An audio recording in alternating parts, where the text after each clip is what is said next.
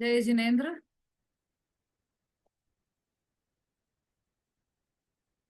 आज मंगलाचरण।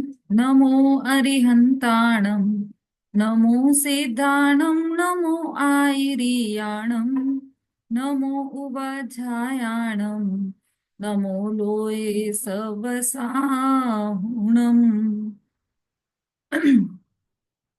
आज हमारी गोष्ठी का तृतीय दिवस है और चूंकि गोष्ठी प्रारंभ होने वाली है इसलिए मंगलाचरण हम नहीं ले रहे हैं। यहाँ से आमंत्रित कर रही हूं मैं शीला आंटी को मंगलाचरण के लिए। सर्वप्रथम मंगलाचरण करेंगे।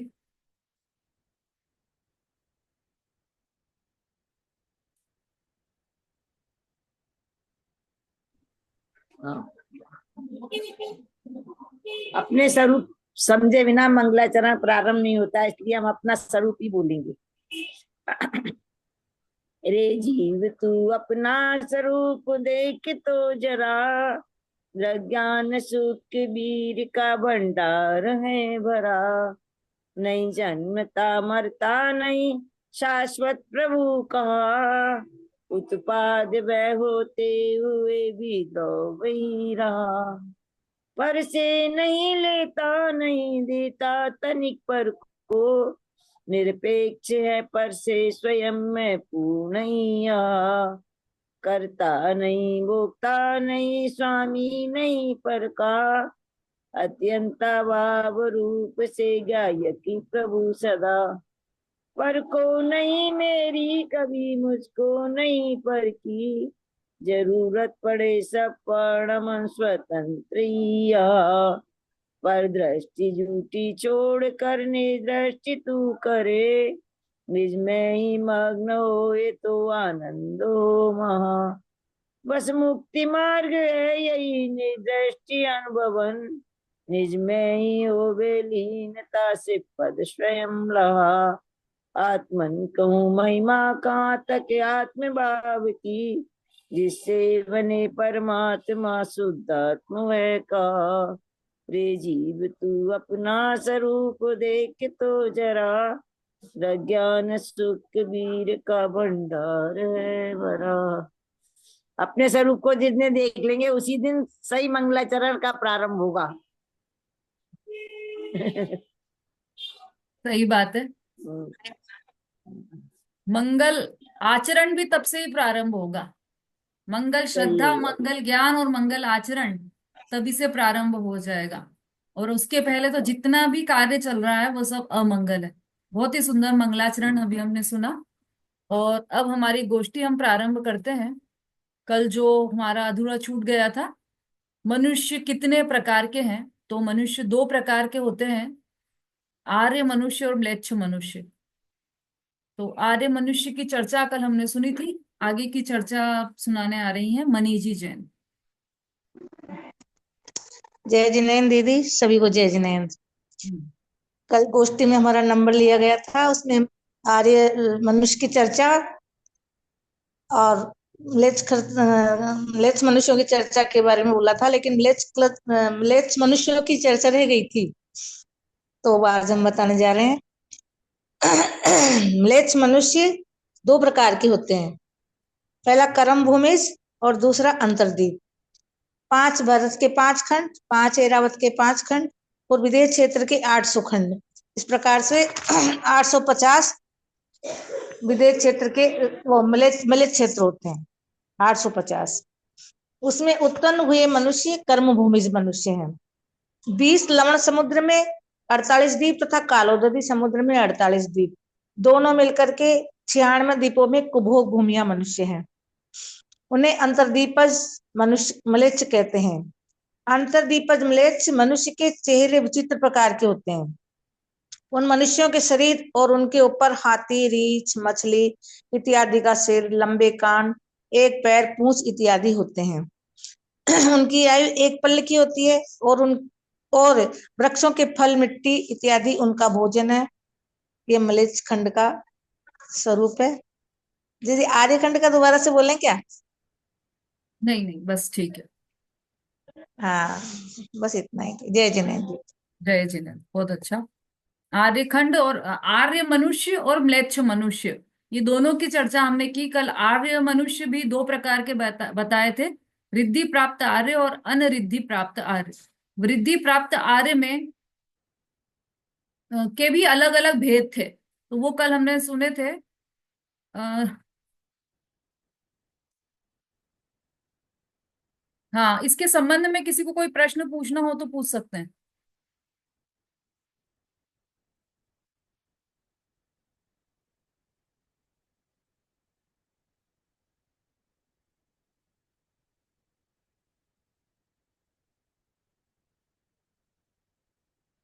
नहीं, ये मतलब सबको क्लियर है ये।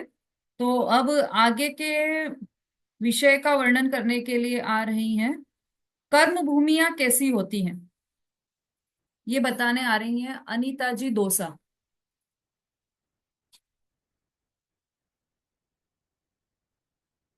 कहाँ है, एड्रेस कीजिए।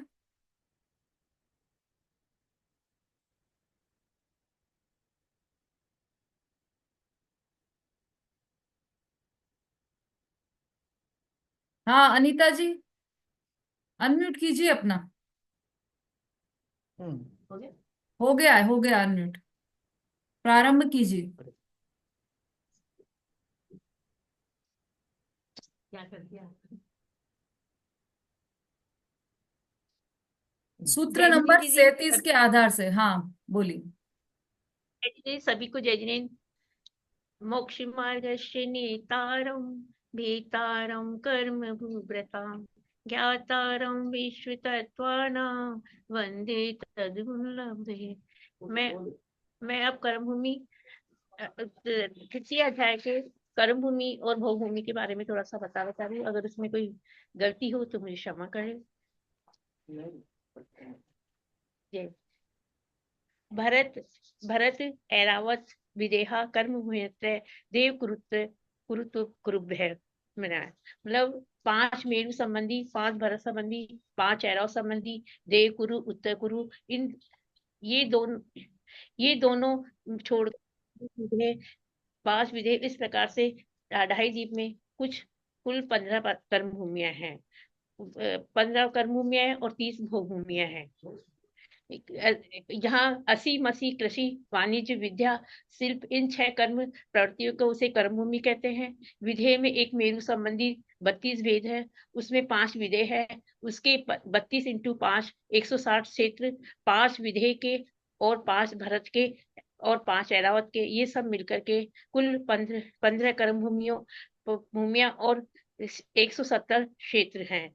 ये पवित्रता धर्म के क्षेत्र हैं जिससे मुक्ति प्राप्त करने वाले मनुष्य ही महाजन्म लेते हैं। एक मेरु संबंधी हिमवत, हरिक्षेत्र, रम्यक, हैनत, देवकुरु, उत्तर कुरु, ऐसी 6 भोग भूमियां हैं। इस प्रकार 5 मेरु संबंधी 30 भोग भूमियां हैं। इस 10 जघन्य और 10 मध्यम और 10 उत्कृष्ट, इस प्रकार से वहां 10 प्रकार के कल्पवृक्ष है। उनके उनके भोग करके जीव संकलेश रहित साता रूप रहते हैं। प्रश्न है कि कर्म भूमि आश्रय के 3 लोक क्षेत्र है, तो कर्म भूमियां 170 क्षेत्र क्यों कहते हैं? 3 लोक कर्म भूमियां ही क्यों नहीं होती है? स्वार्थ सिद्धि में पहुंचने के लिए शुभ कर्म में 7वें शुभ कर्म और 7वें नरक में पहुंचने के लिए पाप कर्म, इन क्षेत्रों से उत्पन्न हुए मनुष्य उपार्जन करते हैं। असी मसी कृषि ये आदि 60 कर्म भूमियां हैं, इन क्षेत्रों में ही होते हैं।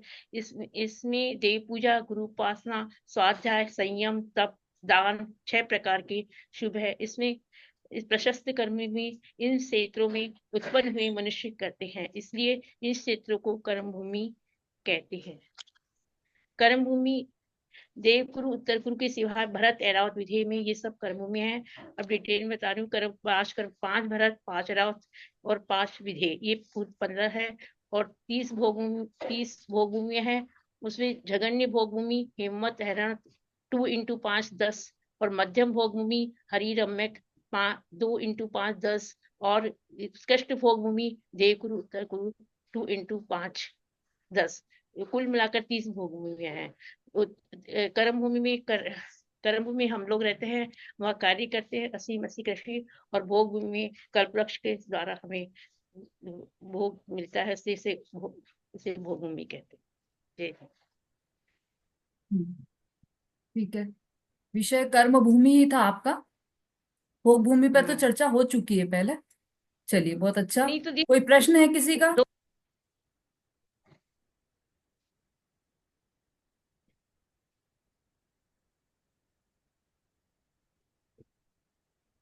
नहीं है?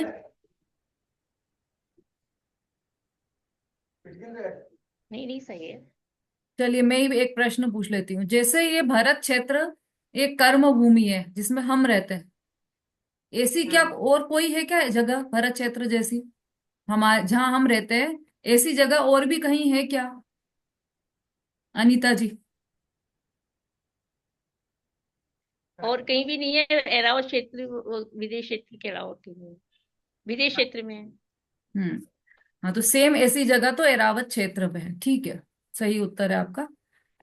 अच्छा, एक प्रश्न आया था ये कि यदि हमको कर्म भूमियां कितनी है, तो हम 15 लिखेंगे, या शायद अनीता जी का ही प्रश्न था वो, हम 15 कर्म भूमियां लिखेंगे या फिर 170 कर्म भूमियां लिखेंगे, क्या लिखेंगे? उसका उत्तर आ गया इसमें, आपने स्वयं ने दिया है उसका उत्तर। देखिए, कर्म भूमि तो 15 ही है, लेकिन कर्म भूमि के क्षेत्र 170 है। भूमि, विदेह क्षेत्र तो पूरी एक ही भूमि है ना, उसके 32 नगर अलग अलग लोग हैं आप, तो वो तो क्षेत्र हो गए, भूमि थोड़ी है। भूमि तो एक विदेह क्षेत्र ही है पूरी। तो इसलिए कर्म भूमियां तो 15 ही हुई, और कर्म भूमि के क्षेत्र 170 है। ठीक है, अनीता जी समझ में आ गया?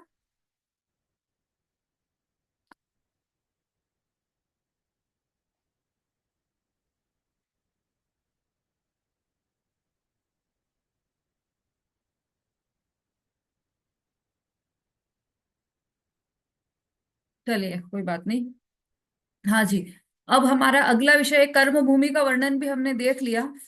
तो ये कर्म भूमियों में मनुष्यों की उत्कृष्ट और जघन्य आयु क्या है, तिर्यंचों की उत्कृष्ट और जघन्य आयु क्या है, यह बताने आ रही हैं श्रीमती आंचल जैन।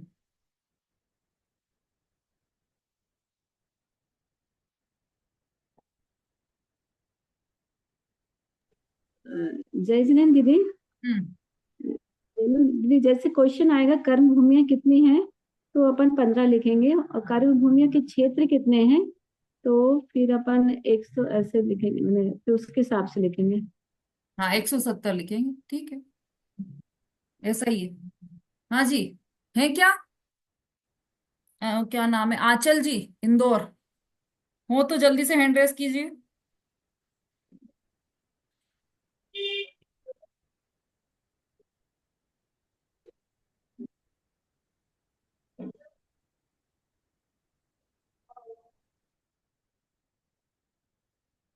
जय जिनेन्द्र सभी को।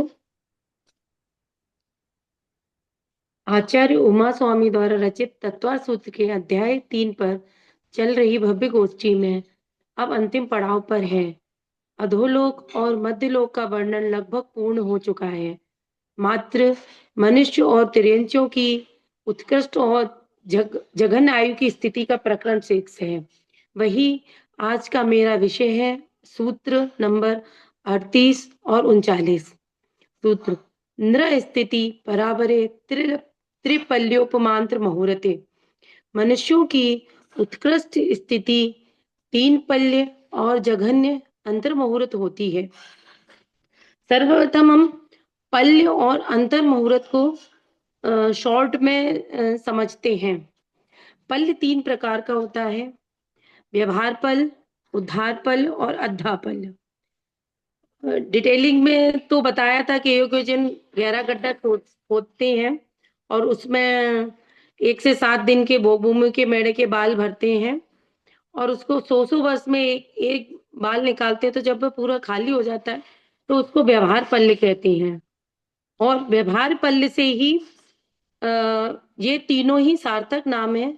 व्यवहार पल्य समझने के आगे के उद्धार और अद्धा पल्य को समझने के में आता है, और उद्धार पल से द्वीप और समुद्रों की गणना की जाती है।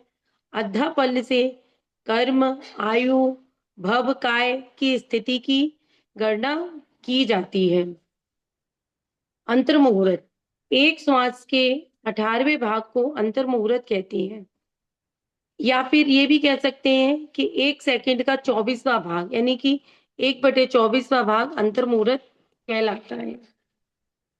मनुष्यों की उत्कृष्ट जघन्य स्थिति तो अंतर मुहूर्त ही होती है, लेकिन उत्कृष्ट स्थिति में काल के अनुसार कुछ परिवर्तन हो जाता है। जैसे प्रथम काल में मनुष्यों की उत्कृष्ट स्थिति 3 पल्य, दूसरे काल में 2 पल्य, तीसरे काल में 1 पल्य और चौथे काल में जब भरत और ऐरावत क्षेत्र में तीर्थंकर होते हैं, उस समय उत्कृष्ट आयु 1 कोटि पूर्व होती है।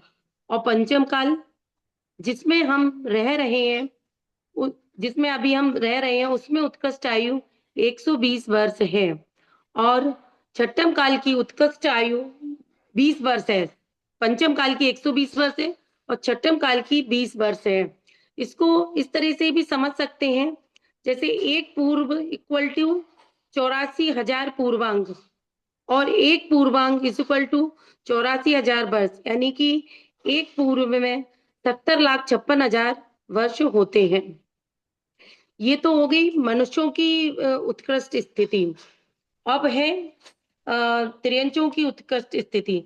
तो त्रियंचों की भी जघन्य स्थिति तो अंतर मुहूर्त ही होती है, पर उत्कृष्ट स्थिति में कुछ चेंज होता है। जैसे कि उत्कृष्ट स्थिति है पृथ्वी कायक जो मृदु शुद्ध है उसकी 12,000 वर्ष, कठोर पृथ्वी कायक की 22,000 वर्ष, अपकाय या जल काय की 7,000 वर्ष, वायु काय की 3,000 वर्ष, अग्नि काय की 3 दिन, वनस्पति काय की 10,000 वर्ष, 2 इंद्रिय जीवों की 12 वर्ष, 3 इंद्रिय जीवों की 49 वर्ष, 4 इंद्रिय जीवों की 6 मास, पंच इंद्रिय जलचर की 1 कोटि पूर्व, सरीसर्प रेंगने वाले पशुओं की 9 पूर्वांग, सर्प की 42,000 वर्ष, पक्षी की 72,000 वर्ष और चौपाए पशु जो भोग भूमि के होते हैं उनकी उत्कृष्ट स्थिति 3 पल्ले होती है।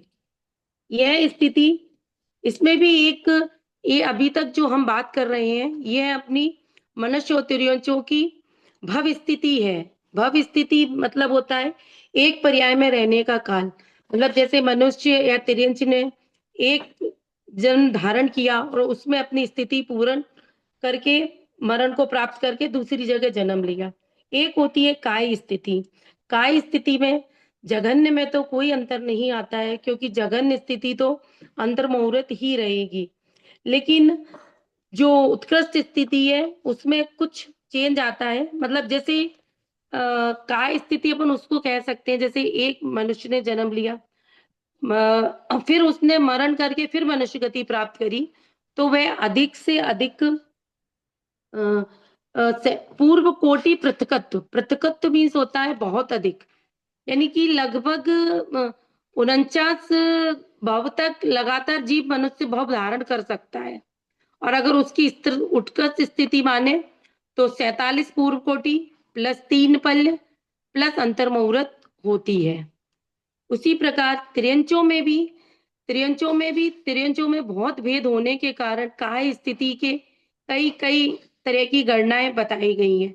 सूक्ष्म में संक्षेप में समझें तो त्रियंचों की काय स्थिति अनंत काल तक रहती है, क्योंकि कई जीव निगोद से निकलेंगे ही नहीं, तो उनकी अनंत काल तक काय स्थिति त्रियंच की ही रहेगी।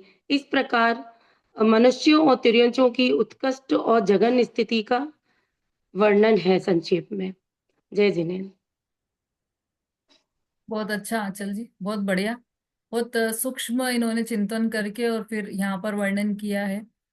बहुत अच्छा। ये मीडिया भी अच्छा चला लेती है, पूरा जो आपका मैसेज है वो इन्होंने ही बनाकर फॉरवर्ड किया है।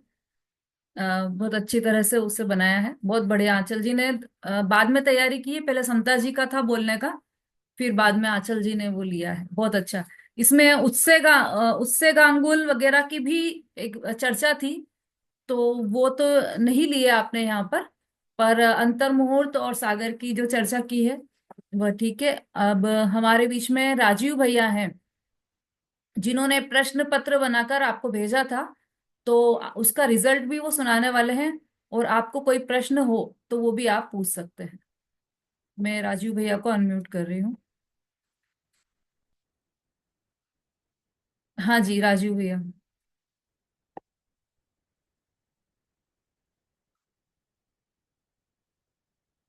हाँ, अनम्यूट आपको भी करना पड़ेगा वहां से। जय जिनेन्द्र। हाँ सभी जय। बहनों को मेरा जय जिनेन्द्र। आवाज आ रही है? हाँ जी, आ रही है। अच्छा अच्छा, ठीक है। अभी जो बहन ने विषय लिया था, तो उन्होंने अंतर मुहूर्त की बोला था। अंतर मुहूर्त का काल, तो उन्होंने 18 एक श्वास में 18 बार जन्म मरण का बोला था। ऐसा नहीं है, एक समय के बाद 48 मिनट तक जितना भी काल है वो अंतर मुहूर्त में आता है। हम्म। एक श्वास में जो 18 बार जन्म मरण है वो निगोदीय जीवों का रहता है। और इसकी अपन व्यवहारिक रूप से गणना करें तो एक सेकंड का 23वां भाग होता है। यानी एक सेकंड में निगोदीय जीवों का जन्म मरण 23 बार तक हो सकता है, ऐसा समझना चाहिए। चले ठीक है, इन्होंने बहुत अच्छा बताया, अच्छा अध्ययन है।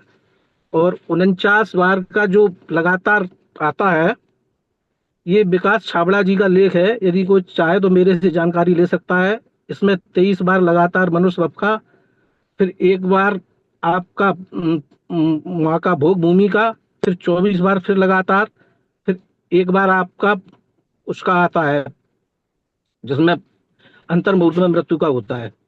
इस तरह से छाबड़ा जी ने लेख लिखा है। जैसे अपन सुनते हैं कि 48 भाव होते हैं, जिसमें 24 भाव आपके पर्याप्त के, 24 अपर्याप्त तक के, उसका उन्होंने विस्तृत वर्णन किया है। ये अलग विषय है। ठीक है, अब मैं अपने विषय पे आता हूँ। प्रश्न लेते हैं, प्रश्नोत्तर। इसमें क्या हुआ, मैंने देखा तो गलती से मैंने स्वयं ने मेरा मोबाइल नंबर गलत डाला था। उसमें 9977001482 डाल दिया था, जो 1488 है। लेकिन कुछ बहनों ने सर्च करके, 5 बहनों ने मेरे को उत्तर भेजे, उनको बहुत बहुत धन्यवाद। अब मैं अपनी आंसर शीट पे बता रहा हूँ। पहला प्रश्न था हमारा, मध्य मध्यम भूभूमि का काल कितने सागर का होता है। इसमें अधिकतर बहनों ने सीधा सीधा लिख दिया 3 कोड़ा कोड़ी सागर। मैंने उसमें पूछा था कोड़ा कोड़ी को सागर में बदलना है। तो इसका उत्तर मैं चाहूंगा सुषमा जी दें। Sushma ji Gurgaon. Sushma ji on the screen आए। जय जिनेन्द्र सभी को। जय प्रिय जैन। जी जय हाँ, जिनेन्द्र। आप बताएं इसका आपने उत्तर कैसे दिया। अभी एक मिनट, इसका आंसर दिया था मैंने। अब इतना अभी पूरा इसको देखना पड़ेगा। आपने 3 के पीछे बहुत सारे जीरो लगाए थे। हाँ हाँ हाँ, आपका आंसर सही पहले है। हाँ हाँ, हाँ, फिर 30, मतलब ये इकाई 10 लाख आप वैसे ही करोड़ बोल रहे 10।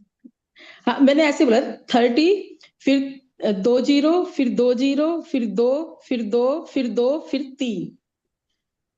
इस हैं। तरह से इसको मैंने करा था कि हम्म इसका था कि 1 करोड़ को, मतलब 3 करोड़ को, फिर इसको करोड़ में मल्टीप्लाई करा, फिर इसका ये आंसर निकला था। मैंने ऐसे करा था ठीक है, इसको। ठीक है, बहुत सुंदर। मेरे हम्म। पूछने का भी यही मतलब था कि किसी भी संख्या में यदि कोड़ा कोड़ी पूछी जाए तो उस संख्या के पीछे आप 14 जीरो लगा दो। अच्छा। कितने जीरो? 14 जीरो। जैसे मैं कहता हूँ 2 कोड़ा कोड़ी, हाँ, तो 2 14 के जीरो पीछे आप लगा 14 जीरो लगेंगे। लगा दो। वो कोड़ा हम्म। कोड़ी सागर में बदल जाएगा। हाँ, 14 ही लगा दर्शन रखी है। मोहिनी की उत्तर सृष्टि 70 कोड़ा कोड़ी सागर है। 70 के पीछे आप 14 जीरो लगा दो तो वो सागर में बदल अच्छा। जाएगा, कोड़ा कोड़ी हट जाएगा। सिर्फ इकाई को बदलना था। बराबर।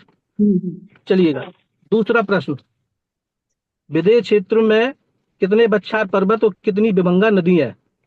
हम्म। तो इसका शोभा जी, मैं चाहूंगा शोभा जी इसका उत्तर दें। ऑन द स्क्रीन आए। टाइम ज्यादा लग रहा हो तो मैं ही सारे उत्तर दूं। हाँ, शोभा जी ट्राई। 16 शोभा जी, शोभा जी हाँ 16 बताएं। बख्तार 16 बख्तार पर्वत और 12 विभंगा नदियां हैं। आपने कैसे कैलकुलेट की? विदेही क्षेत्र में जो 32 नगरियां हैं, ठीक है। उसके जो 4 भाग हुए हैं। तो हम्म। एक क्षेत्र में एक नदी है, एक पर्वत है, एक नदी है, एक पर ऐसे करके है उसका, ठीक है। ऐसे करके 16 बख्शार ये- पर्वत। अच्छा, अब मैं बता दूं इसका क्रम क्या है। पहले क्षेत्र है, फिर पर्वत है, क्षेत्र, फिर फिर क्षेत्र है, पर्वत है, फिर फिर नदी है। सबसे पहले क्षेत्र है। मैं बता रहा हूँ, आपका आंसर हाँ, सही है। पहले क्षेत्र है, फिर पर्वत है, फिर क्षेत्र है, फिर नदी है, फिर क्षेत्र है, फिर पर्वत है, फिर क्षेत्र है, फिर हर पर्वत और नदी के बाद क्षेत्र एक है। क्षेत्र। इस प्रकार 8 क्षेत्र हुए और 4 पर्वत हुए और 3 नदी हुई, तो 7 को 8 के विभाजन किया गया है। तो इंटरनली पार्ट 7 है और क्षेत्र 8 में विभाजित हुए हैं। तो इस प्रकार से 16 पर्वत हुए, बच्छार पर्वत, और 12 विभंगा नदियां हुई। 3 मल्टीप्लाई 4 और 4 मल्टीप्लाई 4 बराबर है आपका आंसर। तीसरा प्रश्न, उपभोग भूमियां कितनी है? मैं थोड़ा इसमें बताता हूँ। उपभोग भूमि, इसका सभी ने आंसर सही दिया है। मैं इस के बारे में बता रहा हूँ। जो उपभोग भूमि है 48 आपका लबड़ समुद्र में है और लगभग 48 आपका कालो नदी समुद्र में है। यहाँ से 500 योजन चलने पर लबड़ समुद्र से किनारे से, और 500 योजन कालो नदी समुद्र से चलने पर दिशाओं और विदिशाओं में इस प्रकार 8 कर्म भूमियां हैं, और दिशाओं विदिशाओं के बीच में दो दो आपकी उपभोग भूमियां हैं। इस प्रकार से 48 और 48 ऐसे ही उस तरफ कालो नदी किनारे समुद्र के इस किनारे से और धातकी खंड के उस किनारे से, समुद्र के दोनों किनारों पर 500 योजन और 550 योजन में ये बनी हुई है। इसमें जो लोग जाते हैं वो अनायतनों में प्रभाव न करने से, कुपात्र को दान देने से अधिकतर ऐसे जीवों को ऐसा बंद होता है। इस योग्यता से वो वहां पर जाते हैं। इनकी पूरी एक पल्ली की आयु होती है और एक द्वीप में एक ही तरह के जीव रहते हैं। जैसे हाथी वाले एक ही द्वीप में होंगे, बकरी वाले, इस तरह से 96 तरह के जो जीव हैं एक ही द्वीप में पाए जाएंगे। ठीक है, अब हम आगे बढ़ते हैं। प्रश्न क्रमांक 4, इसमें था समुद्र का जमद्वीप का कितना विस्तार है 45 लाख योजन में। तो इसमें सीधा सीधा था, 20 लाख योजन का विस्तार आपका समुद्र का है और 25 लाख योजन का द्वीप का है। ठीक है, इसमें कहीं कोई वो नहीं, विरोधाभास नहीं है, सीधा सीधा है इसमें। तो कालो नदी और लबड़ समुद्र इस तरफ से 12 हुआ और पूरा पश्चिम दिशा में लाके 12 10 हुआ और 10 दूनी 20 हुआ, और 20 को 45 में घटा देंगे तो 25 बचेगा। अब आता है धातकी खंड में कितने अकृत्रिम जिनालय हैं। धातकी खंड में कितने अकृत्रिम जिनालय हैं? एक मेरु संबंधी 78, तो 2 मेरु संबंधी कितने हो गए 156। लेकिन इसमें 2 ईश्वाकार पर्वत भी है। इन 2 ईश्वाकार पर्वतों पे भी 2 जिनालय हैं, तो 156 + 2 158 जिनालय होते हैं। धातकी खंड में भी इतने हैं, पुष्करार द्वीप में भी इतने ही हैं, बराबर समझना। और 78 आपके जम्बू द्वीप में है। ठीक है, अब चलते हैं। भरत क्षेत्र के विस्तार 526 सही 6/19 योजन का सरलीकरण करके लिखना है। इसमें कुछ नहीं है, सीधी सीधी मैथमेटिकली कैलकुलेशन है। 526 + 6/19, 6/19 का यदि आप मान लिखेंगे, 6/6 को 19 में भाग देंगे तो 0.315789 आएगा। तो 5 से 26 को सीधा सीधा जोड़ दें, 5 से 26.315789। मतलब अधिकतर पढ़ने में 6/19 आता है। तो 6/19 क्या है, उसकी थोड़ा मैथमेटिकली कैलकुलेशन मैंने बताई थी आपको कि 5 से 26 + 6/19, ऐसा इस तरह से सरलीकरण इसका करना है। 5 से 26.3157 आएगा। दशमलव का मान तो सभी लोग समझते होंगे।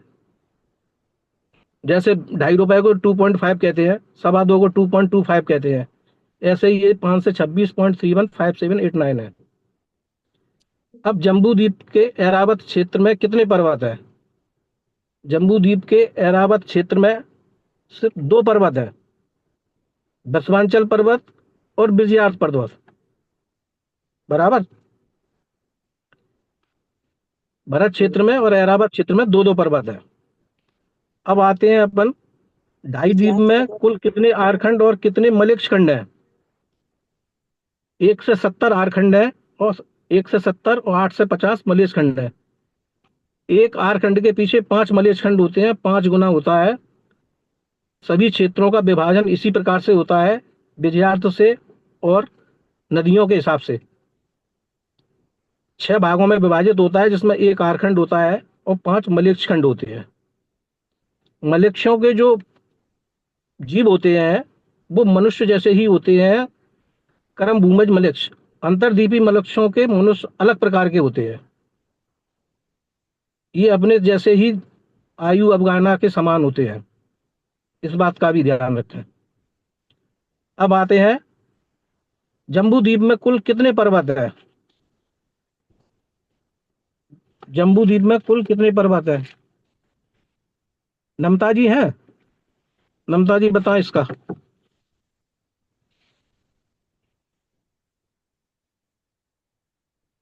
नमता जी ऑन स्क्रीन आए, अनम्यूट करें।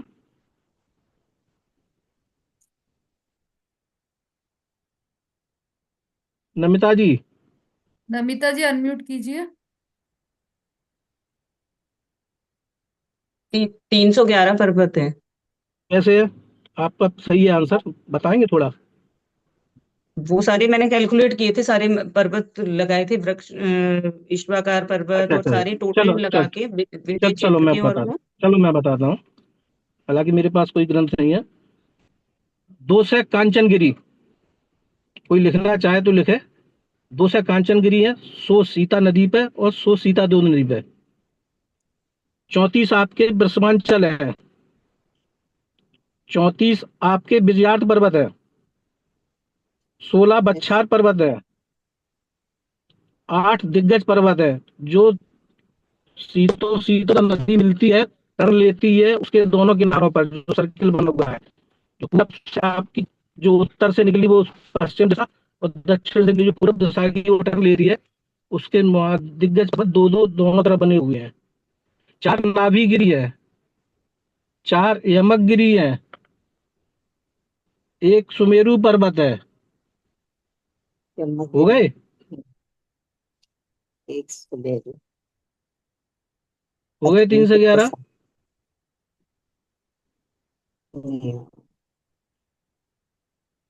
क्या होगा तो मुझे पता है। हो गए? नाभिगिरी 4 लिख रहे, और राक्षस 6 लिख रहे।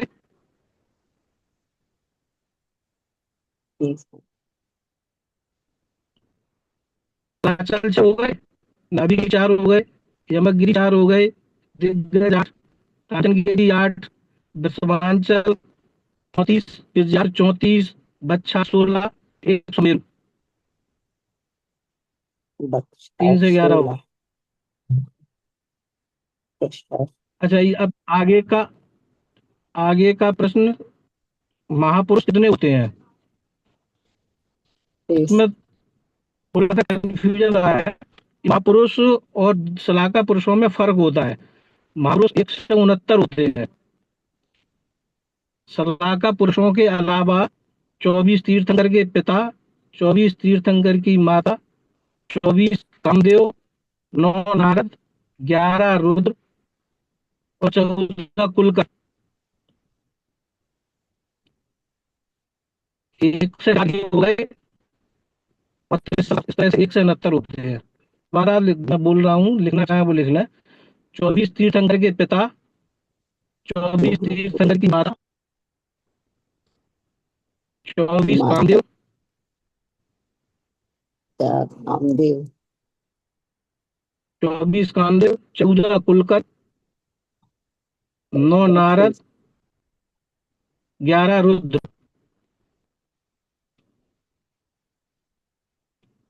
और 63 साल का पुरुष।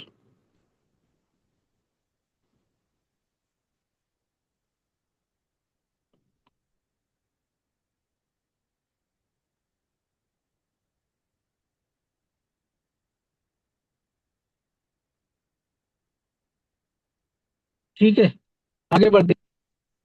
जम्बूद्वीप का क्षेत्रफल लगभग कितने वर्ग योजन है? थोड़ा इसमें मैथमेटिकली समझे। क्षेत्रफल में और घन में और इसके विस्तार की नाप में, तीनों चीजों में फर्क है। क्षेत्रफल वो होता है जिसमें लंबाई चौड़ाई का गुणा होता है। सर्किल के क्षेत्रफल का एक फार्मूला होता है पाई आर स्क्वायर, उसने पढ़ा हो 10th स्टैंडर्ड में। पाई आर स्क्वायर होता है, पाई का मान अपने जो आचार्य हुए उन्होंने वर्गमूल 10 लिखा है। मैथमेटिकली 3.14 आता है, जो कुछ कम आता है। यानी इसको आप, आर होता है रेडियस, अर्धव्यास। इसका 50,000 अर्धव्यास है। 50,000 को 50,000 में गुणा करके इसको 10 के अंडर रूट में गुणा करेंगे तो इसका आता है 7,90,56,94,94,000